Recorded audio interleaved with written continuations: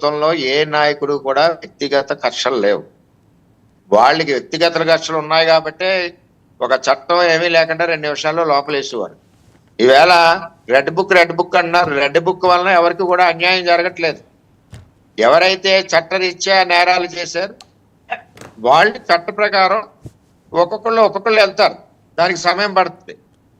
అంతేగాని మేము నిరపరాధులు అనడానికి అక్కడ ఆల్రెడీ వంశీ గారు ఏం చేశాడో, ఏ విధంగా ప్రవర్తన చేశాడో మనందరికీ తెలుసు. అతను కిడ్నాప్ చేశాడు కాబట్టి ఈవేళ మరి ప్రభుత్వం సీరియస్ గా ఉంటుంది. ఎందుకంటే చట్టం అటువంటి పరిస్థితిలో పకడ్బందీగా ఉంది కాబట్టి. వాళ్ళ టైంలో చట్టం ఓన్లీ వైసీపీ వాళ్ళకి చుట్టం అంతే. చేత జగన్మోహన్ రెడ్డి గారు చేసింది కానీ, ఏదైతే ఇందాక మీరు చూపించి చంద్రశేఖర్ రెడ్డి కానీ, ఆల్రెడీ కొడాలి నాని కానీ, పేరు నాని కానీ, ఈ నానిలందరూ కూడా ఒక వ్యవస్థ, ఒక పరిస్థితి ఏంటంటే ఈ రాష్ట్రంలో ఒక విధానం, మంచిగా వెళ్ళే విధానాన్ని, ఒక పద్ధతిగా వెళ్ళే విధానాన్ని, మాట్లాడే విధానాన్ని కూడా వల్గర్గా తీసుకెళ్లిన నాయకత్వం ఎవరంటే జగన్మోహన్ రెడ్డి. అంచేత వాళ్ళ గురించి అంత మనం మాట్లాడుకోవాల్సిన అవసరం లేదు. కూటమి ప్రభుత్వంలో చంద్రబాబు నాయుడు గారు, పవన్ కళ్యాణ్ గారు, బీజేపీ కలిసి బ్రహ్మాండం జరుగుతుంది. 2019లో మేము బీజేపీతో ఎక్కడ కలిసి ఉన్నామండి? ఆల్రెడీ 7-8 నెలల ముందు మేము బీజేపీతో కలిసి లేము, డిఫర్ అయ్యాం.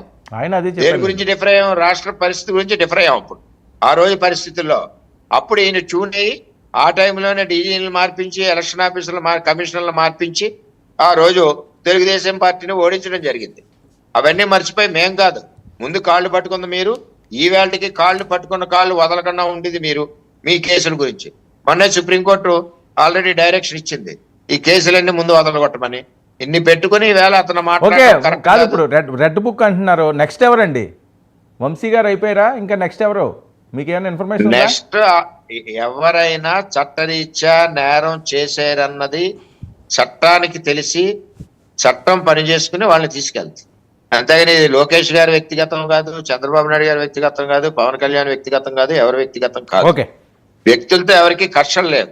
వారు చేసిన విధానాలు, వారు ప్రజలను పెట్టిన కష్టం, ఏవైతే విధానాలు ఉన్నాయో, వారు చేసిన ఇబ్బందికర పరిస్థితులు ఏమున్నాయో అవి చట్టరీత్యా వాళ్ళని ఎట్టి పరిస్థితులన్నీ చేయడం జరిగింది.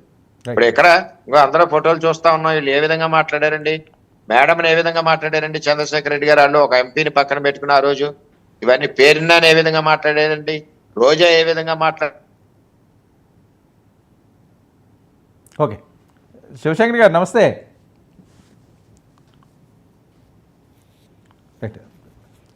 చంద్రశేఖర్ గారు వారు పాపం వర్మ గారికి తప్పదు, కూటమిలో పైకి పొత్తులు పెట్టుకొని కడుపులో కత్తులు పెట్టుకుంటున్నటువంటి పరిస్థితి. వర్మ గారి వాయిస్లోనే జనసేన మీద ఏ విధమైనటువంటి ఆక్రోశం ఉందో వారికి గతంలో కూడా మనం చూసాం, కొన్ని మీడియా ఛానల్స్లో కూడా నేను చూసా. ఇవాళ ఏకంగా చంద్రబాబు నాయుడు గారు పిలిస్తేనే పవన్ కళ్యాణ్ గారు ఫోన్కి ఆన్సర్ చేయట్లేదని వారే మాట్లాడుకుంటూ బ్రహ్మాండంగా కలిసి చేస్తున్నారని వారు చెప్తూ ఉంటే